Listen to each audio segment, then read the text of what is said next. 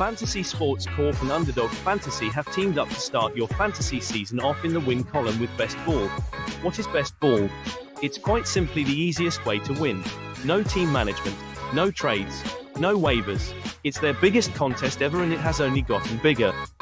You simply have to sit and win. You don't even have to set your lineup. Always get your best score every week. Just enter a contest, draft your team, and Underdog will do the rest. What could make this even better? How about free money, up to $100 using our exclusive promo code? Go online now and use the promo code Scoreboard to double your deposit up to $100. You tell them Gingerbread sent you. Good girl. I'll do this. You better. hit the wrong button, Rook. I hit it said scoreboards. Nick usually does this, so it said scoreboards, and then the beat it was an ad. It's fine. We'll roll with it. It's a late start today. It's been one of those days. So, TJ, what's going on? The Scoreboard X podcast. Joining with TJ. Nick couldn't join me today, but we have two very special guests in the Broadway block. We have Joe and Steve. Guys, introduce yourselves. How you guys doing? This is our first time on the show, but we appreciate you guys having some time for us. Yeah, we appreciate you guys coming on. Yeah, thanks for having us on. It's a great time to be on right before the series. We briefly chatted that we wanted to get in during the playoffs. Thanks for squeezing us in before the Knicks game, right? 9 o'clock. Yeah. Such a weird thing. It worked out. We were just talking off before we started live about how 9 p.m. start, and it's only because the Pacers and the Bucks went to game 6 as well, and apparently for some reason they're putting the Knicks at 9 p.m. for East Coast team. I don't get it, but it made a time for us that I'm not distracted while recording this thing. So, but as we're all here, we're all Rangers fans. Broadway block. I like the name of the podcast. Great name. Love the jersey too. I have to get me one of those. The Stadium Series ones. Those are sick. Get it while they're cheap. Timu had them. I got mine on eBay. Nice. It was like a $38 jersey. Nice. Yeah, I usually get it on DHgate, and they're usually like the same price, like $38. Yeah, but this past one that we got, where they were all our XLs were like medium XLs. They were very tight around the midsection. Speaking of that, I actually have I got a Jalen Brunson jersey, the alternate one, the Kith one, with like the New York against each other, and I ordered a double XL. It came. It had to be a medium. I went to go put it on. I'm like, this is what's up. Also, is that the one with the New York logo where it's kind of blurred out? Because it's coming in like totally messed up. Like that's a little bit too much for me to like question if that's going to come in nice. It actually came in looking really nice, but it just doesn't fit me. Way too small. If you saw me, I'm a double XL. I am not a medium, so I had to send it back. But not send it back, but I had to message them and try to get a new one. But dude, regardless of sizing, it's not a good like morale booster when you put anything on and it's just way too small. It's like, you know what? Yeah. I know they messed up the size, but I still feel like a piece of shit. Yeah, that's exactly how I felt. I'm like, I gotta lose weight. Damn. But besides my weight issues, let's get into round 2, New York Rangers versus the Carolina Hurricanes. Yeah, the Carolina Hurricanes. I tend to slip with the words like that, but Carolina Hurricanes. We got the Canes up in round 2, rematch of the 2022. Was that round 2 as well? Yeah. So, what do you guys feel? How do you guys feel about this going into game 1 against the Canes? Well, listen, I mean, I feel like I have the Rangers against any team right now, which feels like, maybe just fan bias, but you look at the team, you look at the rest of the league, at least who's left. A lot of good teams are out already, and you're going to have a tough road. I think, regardless. I think the Panthers are going to probably provide the biggest resistance if you're looking past this round. But I really do like our chances against any team in the league, especially with how hot the team is playing. And we chatted on our show right before the playoffs started with some reporters in the locker room who don't really think that momentum kind of carries over. But you look at the way that the team rallied at the end of the season, and obviously sweeping a team that maybe doesn't belong there, but it should give you some morale as a group. And obviously they're a little bit more well rested before we enter the next round. So, I mean, all's good. And, are the Canes going to be tough? Hell yeah. We're going to lose probably, I'd say 2 games, but I have Rangers in 6 and I feel pretty good about it. Yeah. What about you, Joe? How do you feel? I'm feeling pretty good. I think both. They said that matchup, none of the players remember it from that round 2 matchup in 22. I know I do, but I think both teams are completely different teams now. Carolina still kind of plays similarly the same game, a fast game. They like to get pucks on net. They like playing tough in the neutral zone. So I think we kind of play a better game than they do this year, which is we'll beat them in the neutral zone. Our forecheck has been good this year. Our faceoffs have been better than they've been in the last 4 years. Oh yeah. So, and I think I like how our line combinations are. So I think Igor's playing at a good pace. So I think our chances are good. I think it's going to be a strong series. The other point I wanted to make was last time was the Canes won the Metropolitan that year. So they had home ice. This year we got home ice. Hopefully it doesn't even have to go to 7, but if it does, it's at the Garden. Yeah, it's true. TJ, how do you feel?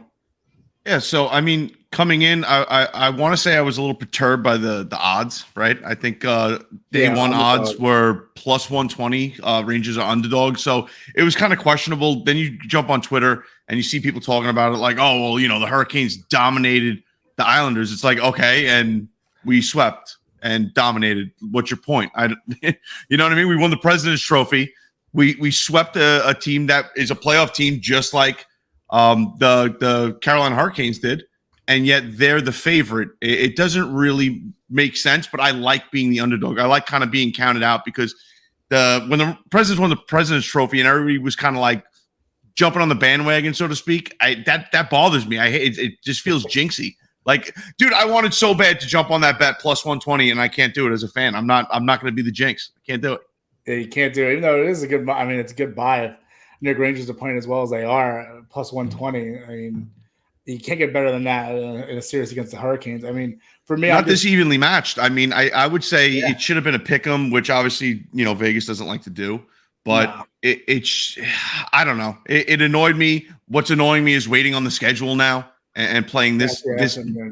It's irritating because how do you not already have this figured out? Like you had two teams going into the playoffs out of New York. It's just the scheduling nonsense between the two leagues and then the Garden itself it's insanity. Like everybody's just sitting here waiting. Like, what day? Come on, let's see. All right, we'll find out after the Knicks game. Oh, the Knicks game starts late too. It's like just put us in hell right now because that's what you're doing.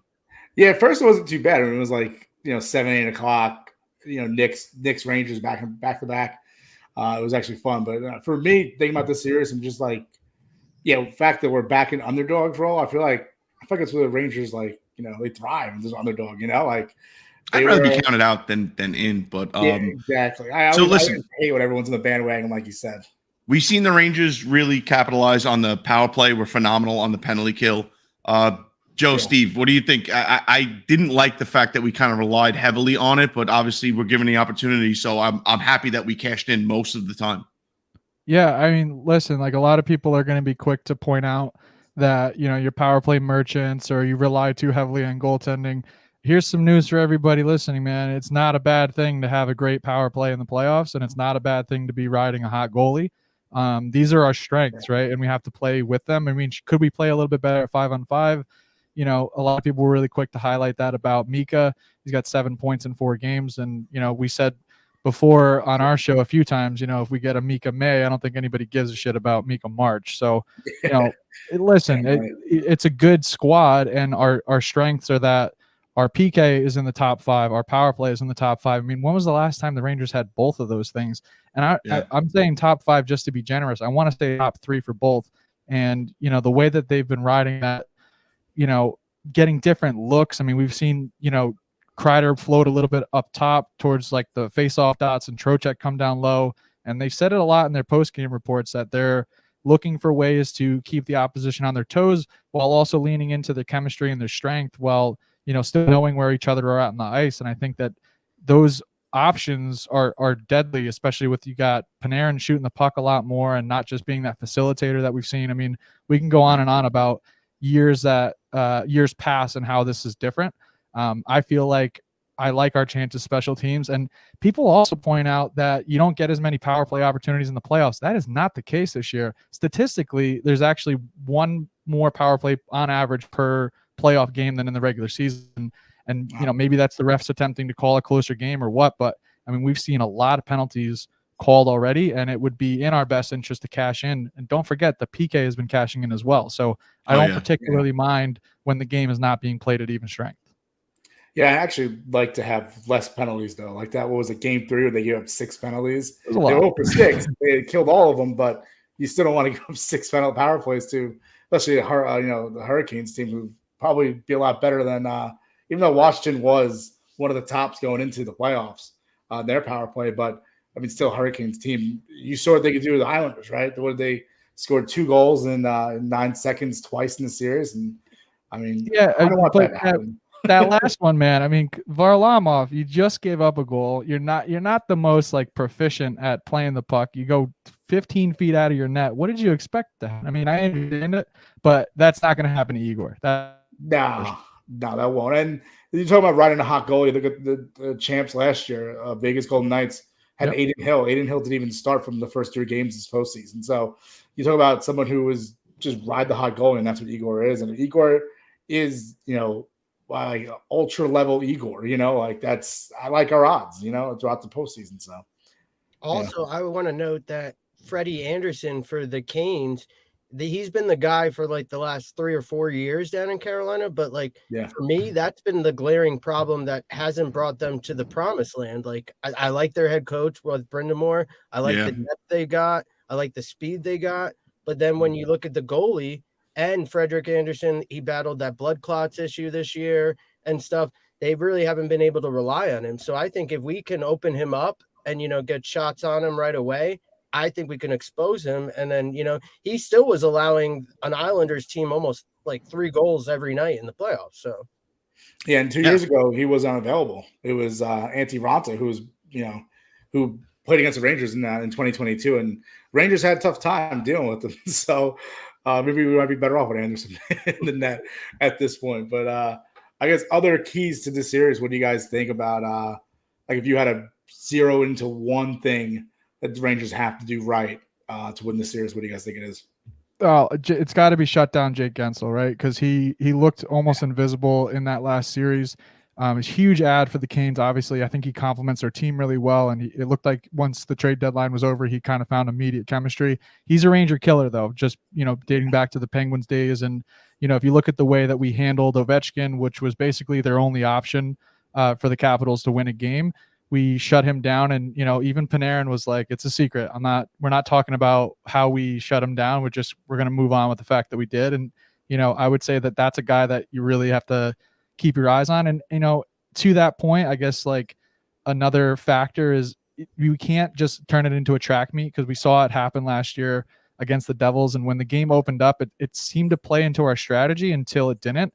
And when you have to make up that deficit, I just wouldn't want to get into that with the Canes, because they can definitely burn you that way. Joe's point about the neutral zone is completely spot on. I mean, this team this year has taken their spots and taken their opportunities by disrupting play and turning it the other way. I mean, just look at the goal that Kakko scored, right? I mean, he's just forechecking. Obviously, he gets the puck. He kind of made the joke that the other guy deserves an assist on that one, Jensen, but he just, no hesitation, fires it right on net. Jimmy Vesey's a guy that we've seen poke check and come the other way on a 2-on-1. And those are the plays that are going to make or break the series, especially when, we're making it difficult. And that happens, then that's going to really deflate the whole team and take any air out of the room. So, as long as they can do what we've seen them do all year long, and that's be patient and not try to overplay that hand, I really do like our chances. Yeah. What do you, Joe? How do you? I also agree with Steve that I think we got to set the pace, because we played the Canes 3 times this year. We played them hard. The first game was in November when we were cruising. Everybody remembers that. We won. Then when we were like 5-7-2 in January, something like that, that's when the Canes came in and they won 6-1. So, and then we saw the game at the end of the season. Igor had a shutout, 1-0. So I think we got to establish the first goal, second goal. And I think the most important thing is, even if we score, is to play like we're playing down, because, we've seen it in previous Rangers teams, not so much this year, where, you get the 2-0 lead and then you try to play on it, dump and chase. Just doesn't work, especially in the playoffs. So it's establish the tone and score first. Yeah, I think it was one of the games we were talking about this in. I think might have been game 2. TJ, we were talking about how they kind of got off the pedal towards the end of that game, and that was like when there was like a minute 15 seconds left, and they were just firing. Well, that's the whole thing. The Rangers have the propensity, especially in years past, to just absolutely like sit back on their heels and play prevent and just like, oh, get the pucks out of the zone, get the pucks out of the zone. And all you're doing is putting more pressure on your goalie. Now the puck is going back and forth both ways, and it's kind of just across your blue line. We're not even clearing it completely through the neutral zone. We're not getting it deep in the offensive zone. And the Rangers eventually get beat, either a bad change or you're tired. And that's what we do because we take the foot off the pedal. The one thing I'd like to see, and I know we're going to have a little bit of like, not controversy, but Philip Hedl being, possibly ready for this series, you're going to get him back in there. He's a playmaker. You're going to want that level of talent. However, who knows if the rust comes right off, if he jumps right back in and gels with the team. And the odd man that out is Rempe. Listen, we don't have the Tom Wilson situation with the Hurricanes. The Hurricanes, aren't that – they're not really going to play that distraction-based, bullshit in and around the games and trying to goad them into a fight like it's just, a Tuesday night fucking regular season battle. The Rangers showed up to play a playoff game. Rempe wasn't getting baited into a bullshit fight that ate up Tom Wilson the entire series, which only lasted 4 games, thank God, right? So I don't want to take away from the fourth line and the kind of hype that they build and the legs that puts under the first and second line. Watching your fourth line go out there, pin the offense, pin themselves in the offensive zone. Matt Rempe throwing hits. The only thing we have to watch out for is I think the Sean Avery factor because the refs have an eye on Rempe every time he steps on the ice. They're looking to make a call on him. But at the same time, maybe that comes back in our favor and he draws a couple. So. Yeah. Well, listen, if Hedl comes back, who would you want to see go? I was almost going to ask you guys, where does he even fit? Because does Hedl go back to the fourth? Does he go to the fourth line? You got Hedl on the fourth line? That'd be crazy. Well, that's the thing, because we all we get to see is those little clips, those little exciting, like, oh shit, there's Phil. There he is. He's out there. He's skating. Dude, making hard cuts. That's him. Insane. Making hard cuts. You know what I mean? It's like, oh shit, the lower body's going, we're all right. And then it's okay. Where are we putting him in? And does that have a more of a negative impact on the team and the play? Listen, before the injury, you know exactly what you're getting with Philip Hedl. Right now, it's a huge question mark. So I don't know if Laviolette puts him in right away and gets him going or tells him, game 2 or game 3, we're going to cycle you in somewhere or just plays the play it by ear game. I don't know because it's definitely going to disrupt something. Whether it's good or bad, we're going to find out. Yeah, I feel like if you took him to fourth, like obviously I think the only guy really would be Rempe, but then it's like then we lose our edge, like there's that toughness that it goes away. And then you still got Will Cooley out there doing his thing, which is nice. Yeah. It's good to see. The Rangers all stepped up and played a solid game. That's one thing I did like to see out of the Rangers is the Rangers tend to do that thing where they let teams take advantage of them a little bit, right? Get the extra cheap shot in, and the Rangers are like they play above that shit when all of us are sitting there like somebody just two-hand them, please. Like have some balls. So it was good to see the Rangers like not shy away from the rough stuff, and everybody was getting a little nasty, against the Capitals. So I think going into this game, it's not that sideshow like we said. It's going to be more of a straight up hockey game. It's going to be physical, but that's just because both teams dictate the play that way, right? We get it in, we work the boards, and move the pucks hopefully to an open, shot at the point. But that's what I like where, the fourth line steps in and Rempe generates that kind of thing because you don't go in the corners with the guy. Yeah, no, he definitely has a way of disturbing the flow for other teams. There's a lot of – you guys make a lot of good points, man. One thing I wanted to touch on was, the third line, Kakko was saying in his post-game interview was a great point. That's something I didn't even notice until the series was over, that the third line wasn't out there for a goal against the entire series.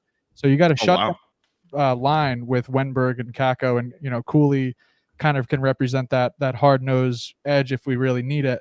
But I think that Laviolette, from what I've gathered so far, is not going to change what has worked pretty well. And Rempe with him in the lineup, we're 18-2-1. So I don't know if it's as simple as plug and play. You take out the guy on the fourth line and all of a sudden the team's better. I agree with you that you could very easily disrupt what chemistry we've built right now. by taking somebody out of the lineup. So let's say we leave the third line completely alone as it's like our shutdown line, and you can't touch the Trocheck, Laugh, Panarin line. You can't even swap a personnel on that one. No. For me, the situation starts to become, well, think recent additions and think who isn't going to be offended if you sat him for a game. We've seen Wenberg and Jack Roslovic, have some chemistry, but I would say that out of all three, Rempe, Wenberg, and Roslovic, it's got to be a toss-up between those guys, and it might not be a permanent stay. It might be like, hey, for a game or for 2 games. As much as I like those guys, it's a good problem to have. We're a really deep team, and we're healthy at the right time. And, to your point about Heedle's speed, and we've seen Kreider and Mika, always kind of stay that chemistry, but always lack that person that can kind of complement them.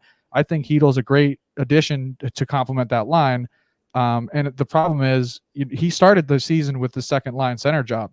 So it's like, imagine if you just had a kid and, you took like 3 months off work and you come back and, it's time to have your job again. It would be kind of a slap in the face, I feel like, to Heedle to not have that spot available for him. Let's say he's ready to go by game 1.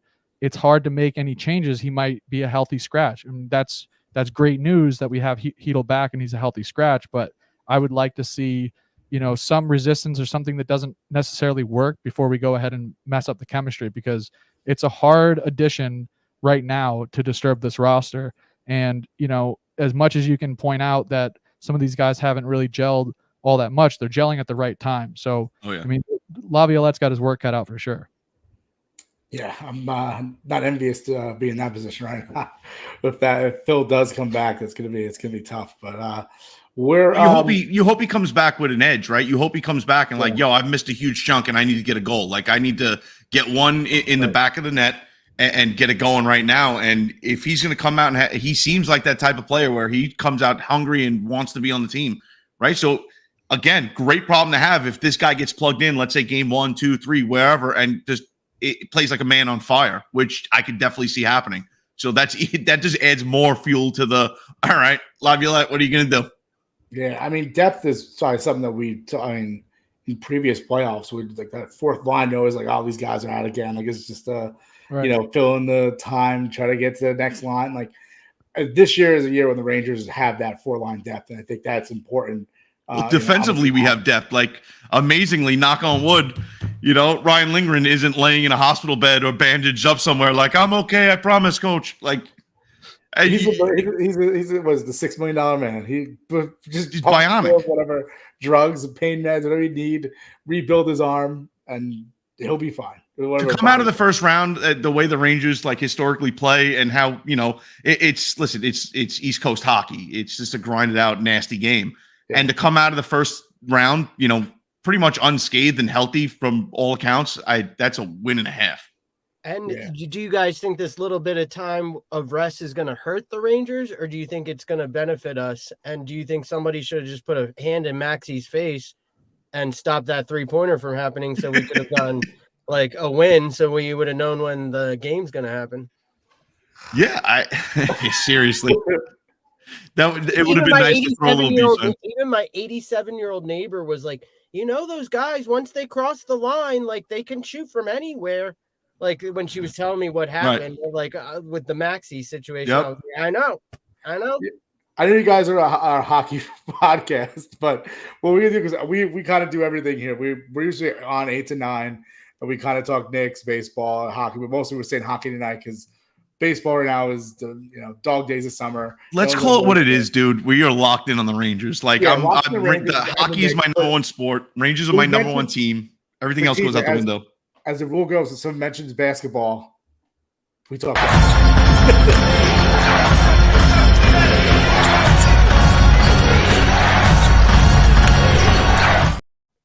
You just jump right into it. We didn't even answer Joe's question. Well, no, we're talking basketball. You mentioned basketball. I'm just saying. I was gonna say I like that. I like the game off and everybody taking a breather and kind of going in with a clear head and getting. You just hope they keep the edge, but it's an extra day or two. But now it's just playing out because of the Knicks. Go ahead, Brooke. No, but listen. All right.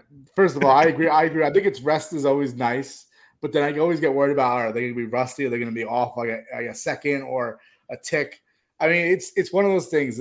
You won't know until it finally happens. They finally get back on the ice. You're like, maybe they rested too much, a little rusty, or wow, they did that rest and they're coming out hot right now. So, and I always feel like in the hockey postseason, it's such a grind. I feel like the rest is helpful for the guys. So, I don't know. How do you guys feel about it? Well, I mean, if you remember the Bolts series when we go up 2-0, right? They had 9 days off before that series happened, and I remember we were doing an episode, and we're talking like we came out and that rest must have hurt them, and we're up 2-0, right? But then we saw as they got settled in and they came back, right? So at least it's the same situation with the Hurricanes. They're having the same amount of days off. It would be a little bit more concerning, I feel like. Let's say it wasn't the Islanders and they have a bruising series against like an equal opponent, that they would maybe be still in game shape when the first puck drops. I think that this rest for them and the rest for us at least cancels out any advantage or disadvantage in that department. And I remember specifically thinking at the time for that Bolt series that man, we continued all the momentum we had. I think we had 1 day off and we looked like we just caught them flat-footed. So right now, my feeling is that the team is practicing hard. This report's coming out today that Laviolette's pissed in practice and he's screaming, "Let's go" at the team. And it's like, we have a different room this year. We have a different leader this year. I think everyone's seen probably 3 or 4 times now that video of Laviolette, holding the Flyers accountable and telling them that, you need to play with some jam in here. And I feel like, as cliche as that is, and, the team needed that for so long. And you look at the way that this team has battled back. I think it was 28 wins from behind. I think there was 13 games where we went into the third period tied and came out with a win. So this team is different, and this team likes to battle. To Joe's point, I would like to not fall behind before that battle happens, but I don't think that the rest is going to be a hindrance because the Hurricanes are dealing with the same situation. Yeah, that too. I mean, they played 1 extra game. They still won in 5, and they're sitting around too, waiting for the New York Knicks to hopefully win a basketball game tonight. But so now we're talking a little basketball. Oh shit, we got to talk about basketball. Forgot. Yeah. You guys. No, it's fine. It's totally fine. We jump around here all the time. We don't talk much about basketball. We're not really into basketball right now because it is the postseason. Are you guys New York guys or? Yeah, I'm a New York guys. Unfortunately, I'm a Jets fan, but I also like the Knicks too. So you're with Nick and TJ. They're both Jets fans, so. Yes. You'll fit right in with them, and then your misery. So. Yeah, I'm miserable. Yeah, that's fine. But no, we were talking. Actually, not to cut you off, Rook, but we were talking about this at work with some of my guys, and I'm a Yankees fan as well. And again, spoiled. I'm like, I don't care if I see, and I hate saying this, I don't care if I see another Yankees fucking World Series. I need a Rangers hoisting the cup. Like again, like absolutely. I was 7 when they did it the last time. Like, I want to be bar age to just be like, yo, let's just start bar hopping and see if we run into some Rangers players. You know what I mean? Because that's literally what everybody did in '94 when they won the cup. Like, you hear these stories about celebrities and SNL cast members just like hopping in cabs and like, yo, take us to wherever the party is. And you just see photos coming out every which way of just fans and celebrities and New York Rangers just partying it up in the city for like 4 nights in a row. Like, I want that. I want to be running around the city, calling my wife, telling her, like, no, I'm not going to work tomorrow. I don't even know when I'm coming home. It's funny, TJ. I agree 100% with you. Like, yeah, I love the Yankees too. Like, I'm not a Mets fan because I am a Jets fan. Like, and you have the best team in all of major sports right in your backyard. I made both my sons are Yankees fans. You got to make them. And I was only 4 when the Rangers won the Stanley Cup, so I've never seen it. I remember 2014 vividly, which bars I was at for which games, what happened, who was annoying me at the bar seat next to me. Like, so I'm ready for this long run this year, but not too long. And to bring it back to the point of like, I think we needed a little rest, but I don't think we need long series. So I'm happy with this little break in between. And if we could finish the Canes off in 5 or 6, I'd be ecstatic. Yeah, I agree. I'm with Steve. I think Steve said Rangers in 6. I agree. I think this series is a 6-7 series. I don't expect a sweep here. It's going to be a grinded out series. But the Canes are no slouch. They're a real team. They made it there versus we essentially got through the last 2 teams that eked in, and we both made easy work of our opponents. So yeah, and then back to your basketball point when you're saying about how someone just get a hand. I honestly agree with you. In the NBA.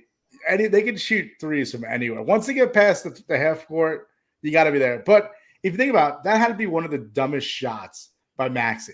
It goes in, but you look at the clock. There's 9 seconds left. You're down 3, and he chucks that from the logo. If he misses that shot, everyone's talking about how stupid he is. Oh, right? Yeah.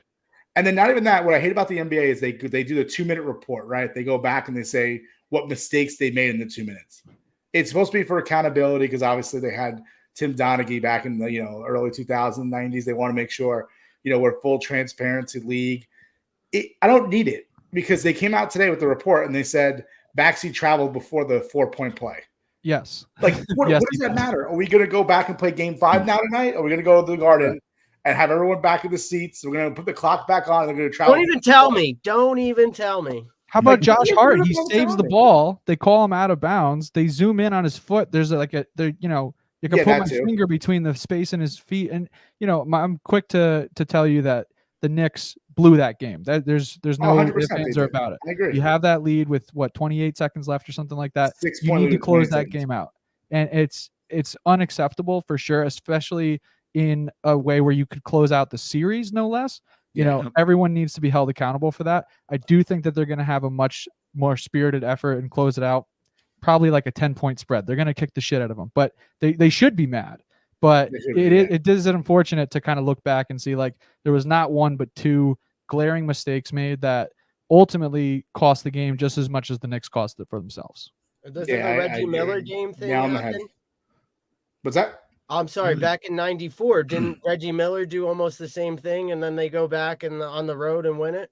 Yeah, he was. I think it was either 8 points or 9 points in 8 or 9 seconds, something ridiculous like that. His was a little more, I think, because it was I think it was not that much time left. They had, they had half a minute left. There's a lot of time left, but I mean, and physically threatening Spike Lee, amid the playoffs was pretty hilarious.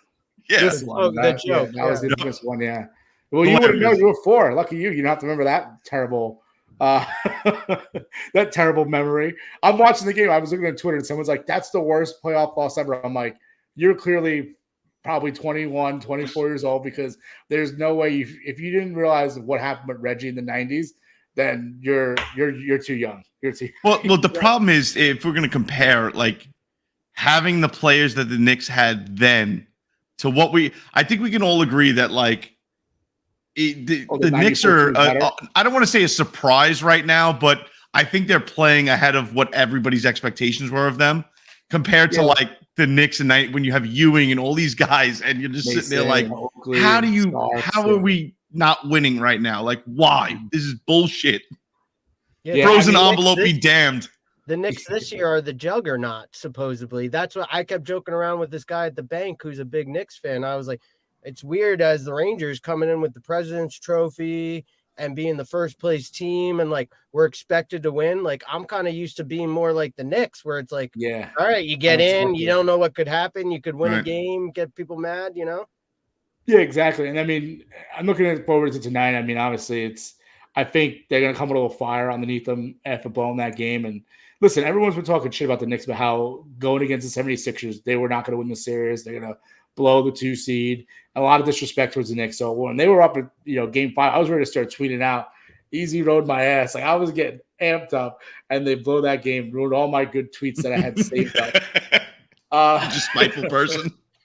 I could have just wrote, I was going to tag every Philly person ever. Just keep tagging the 76ers. But I mean, listen, tonight I think the key is to get started early. Don't fall behind too much. I mean, even though when they do fall behind, they actually end up winning the games. They're down 10-13 in the first quarter. But Dante DiVincenzo has to get going. I think he's key. If the threes aren't falling with him, I just think at that point the Knicks are probably just going to be screwed at that point. If it goes to a game 7, I'm just going to be I don't know. Are you going? You going to go to the game 7 if there is one? No, I don't have money for that. I got 2 kids in daycare. I mean, man, I got that. I can't be dropping $1,000 and being like, that's half a daycare payment. Dude, probably more than that for a game 7 like that. That you're probably looking at $1,200 just to get the last seat in the house. Yeah, exactly. So I mean, I'm just gonna be watching it from the comfort of my own home. So you know what? Since we're just gonna keep bouncing back and forth to the Rangers because we got another Rangers podcast on with us. I'm done talking Knicks. I just want to say, let's go Knicks. Dante DiVincenzo, please step it up. Jalen Brunson is the new point guard All right. Point guard. I like it. No more Chris Paul. Chris Paul's not the point guard anymore. It's Jalen Brunson. But go ahead, TJ. What do you think the Knicks?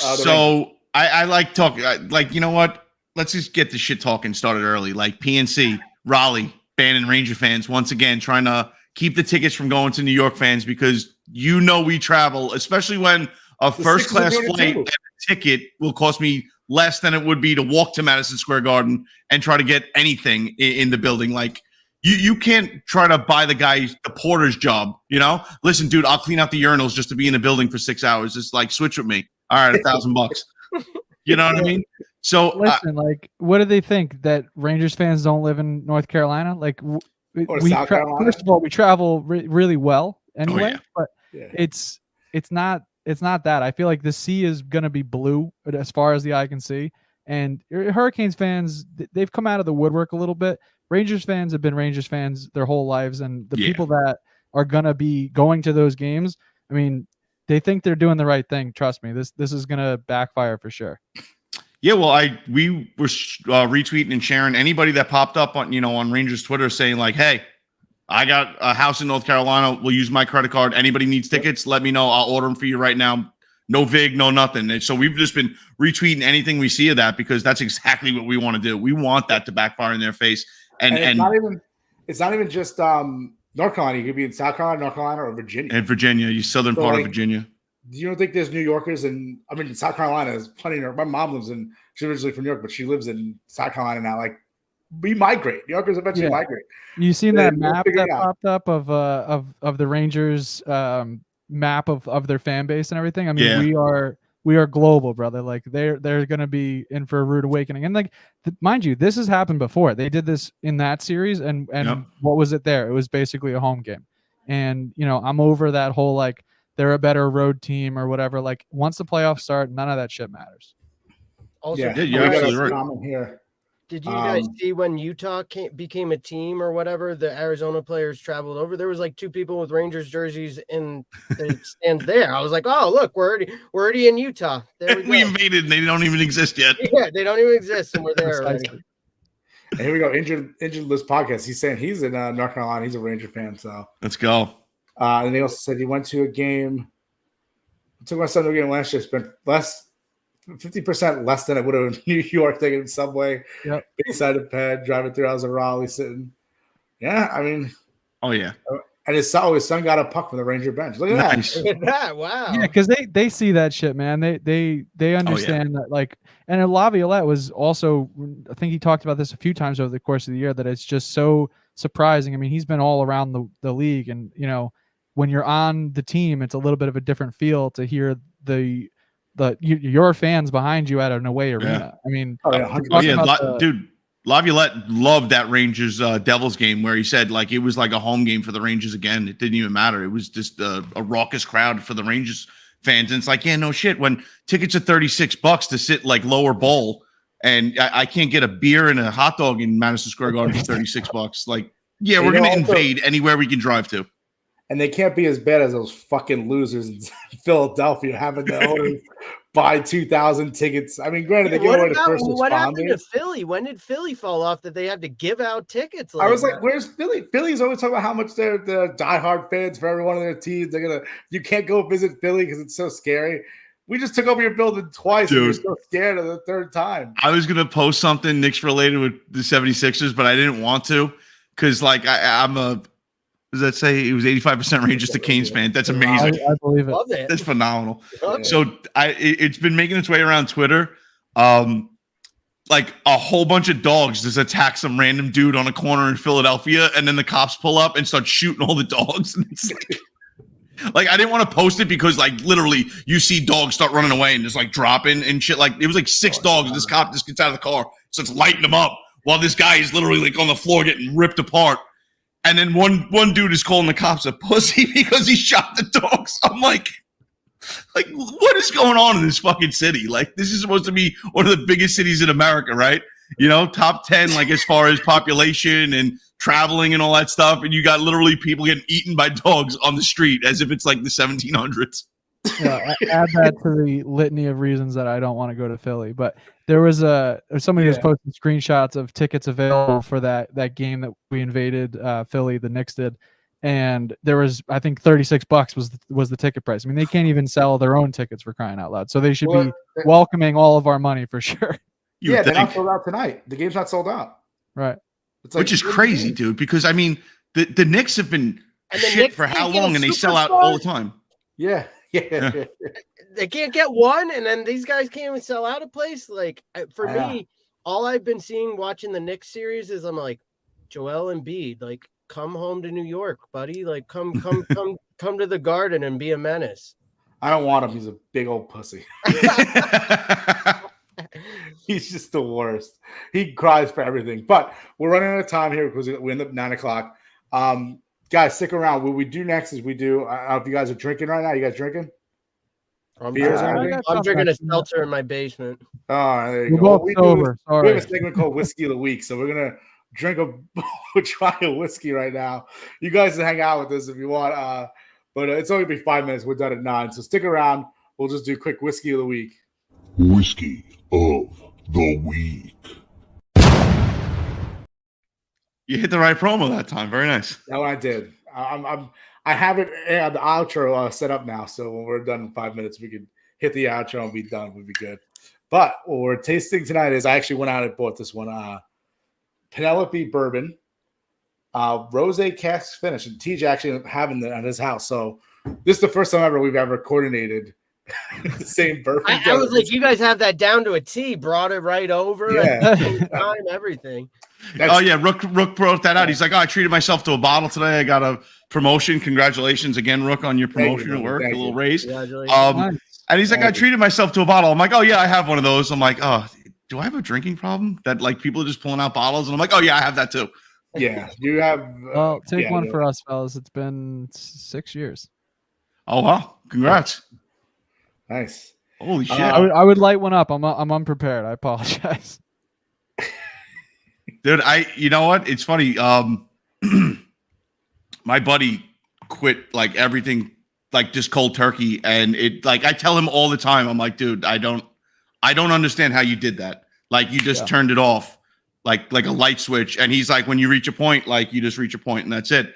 And I didn't understand that up until last year. Not to compare, apples to oranges, but I vaped for a while, like those stupid nicotine vapes. And then one day I was just like, I'm waking up with this thing in my hand. Like literally as I turn the alarm off, I'm grabbing it and ripping it. And I'm like, I got to cut this shit out. And I just got fed up and I put it down one day, cold turkey, and he was like, you see, dude, it's willpower and you realize it's no good for you. And I'm like, oh, well, I was like, I'm not going to lie. For like 2 years, I thought you were a superhero. That like, how did you just turn everything off? Because I can't do that. I've had one on the upper deck this whole show, but I totally level with you there. One day it happens, and trust me, I drank plenty enough for a lifetime. But it's one of those things. Like if you can do it, like kudos to you. That's awesome. Yeah, well, I hope you don't mind that we're gonna imbibe. Fucking have one for me, please. Okay. Yeah, it's all good. What goes on now? Do you guys talk about this whiskey? Yeah, so we do a little review, a little smell taste, act like we're some kind of sommeliers, and probably our flavor profiles are way off. I usually get fresh manure and leather. No, I'm joking. Because it's a rosé cask. It's obviously made in rosé wine cask. It does smell really sweet. So. Yeah, it definitely has like almost like a champagne, like that rosé smell to it. You definitely get like a wine smell off of it, that sweetness right away. But then you remember like, no, this ain't really that sweet. Yeah, dude, this is one of my favorites out of Penelope, all the stuff we've drank so far. This is, comparable, I think, to like a Blanton's as far as smoothness factor goes, because you can sip on this all night. Even somebody that doesn't particularly like whiskey, you can introduce this to them. And I mean, it's a $50 bottle in a sea of bottles that, all those back there that I like to put on my top shelf and never drink because they're too expensive. There's too many bottles that are amazing, but you can't touch and you can't buy. This is one of those ones that like, whenever they decide like to make this like, oh yeah, we're just going to make this unavailable anymore or harder to get. Like I could see this thing jumping up, being a $300-$400 secondary bottle, because it is just, the flavor profile is very complex. The whiskey purists aren't going to love it because it's a flavored or cast finished whiskey. But as far as drinkability goes, this is like, you want to introduce somebody to whiskey, get them a bottle of this, and you have them hooked for life. It's Which very is not smooth. I good. just took my first sip, and it's very smooth. And you're right, it does have like that. It does have. I think it's a little sweeter than most bourbons because from the rosé cast. So Well, you That's- get a different type of sweetness. Usually bourbon is a caramel vanilla sweetness, and this Yeah. is you definitely pick up that like wine note. I'm not saying it tastes like wine, but you understand if you're a wine person, you can taste that sweetness, and usually that's like that white wine to like champagne, like light but crisp sweetness. no, I definitely agree. And you're describing it much better than me. I'm like, it's just sweet. It's good. It is good though. It is smooth. Very. Does it messed touch up. the whiskey Tastes like gas. taste? Yeah, it does. It still has a whiskey taste, and it has like it's not as like, if you drink a whiskey, sometimes it burns a little bit. It has this one actually kind of is a slow burn. Like I'm starting. Yeah, to feel there's not. You don't get that bite right away, which is It's crazy not because it off is the bat, 94 proof, I think, right? Yeah, 94. Yeah, it's not off the bat. You still have a whiskey taste to it, but it's just a slightly sweeter, and then the burn isn't really there. And we say smoother, like too. If you drink, shoot Jack Daniels, you're gonna feel a little, bite to it immediately. This is gonna be smooth, nice sipping whiskey. But yeah, it's definitely has a slow burn. I know sometimes you say the Kentucky Hug. Yeah, Really? well, that's a quick, punch to the gut. The Kentucky Hug. Yeah, the Kentucky Hug hits you right here in the chest. But this was a slow burn. But we're running out of time, so guys, thank you. We appreciate you guys staying on. Stay on. We're gonna log off here, but just stay with us for 1 second, and we'll talk a little bit off the air. All right, guys. So thank you. Appreciate everyone. Check us out. Check out the Broadway block. That's tough for me because it's alliteration. Whiskey's kicking in. Oh, yeah. The one sip. But check them out, guys. Where can we? Do you guys have a YouTube channel as well? Or you guys are on Spotify, Apple? Where are you guys at? Yeah, Spotify, Apple, Amazon, wherever you stream your podcast media. We're pretty active on social. Yeah, thanks for reaching out, by the way. That's how we met you guys. I reached out to you guys. We were interacting back and forth. We were talking about the Rangers win. So we do appreciate you guys joining us. So thank you so much.